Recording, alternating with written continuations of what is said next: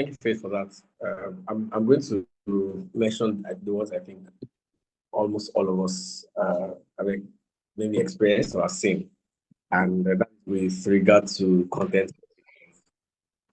So every time I watch any skits these days, as a privacy person, my mind is tuned to, you know, that person can actually sue you for that, or maybe report you to a regulator or something, because majority of the times, again, like I said, the definition of privacy morphed from just being the right to your private life to the right to determine how your personal data can be used.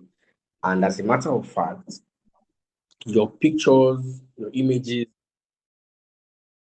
are part of your personal.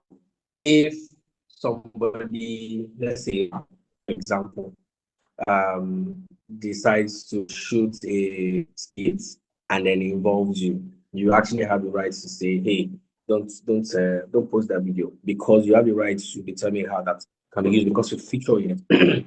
So half the time when you've been videoed, somebody is trying to shoot their own content at a restaurant and then they are showing you sitting in the background. That's actually a breach of privacy, right?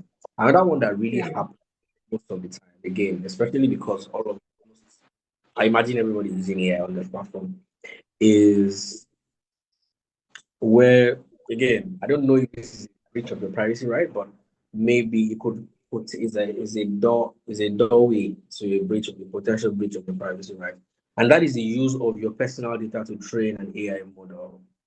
Most of the times when people open a new AI account, say maybe Claude or open a ChatGPT, anyone, you just start using it because you want to get that question off your chest. That's, get straight into that. But the reality is, if you do not go to the settings to turn off a small control that says use my data to train the AI, if you don't turn that thing off, what you're doing is that you have granted the right to the model company to use your data subsequent to train the model. So again, that is something that you also have. Another thing I want to imagine that a lot of the people here will not fall within this bracket is the act of giveaways. Now, there's something called aggregation, and aggregation is one of the subsets of the four privacy harms by Professor Daniel Solov. And essentially, what it means is that I can take Faith, for example, and try to piece together different forms of the different categories of data about her to be able to identify really what she really is. So I just see your face and I can know your name, your mother's name, your father's name, all of those things.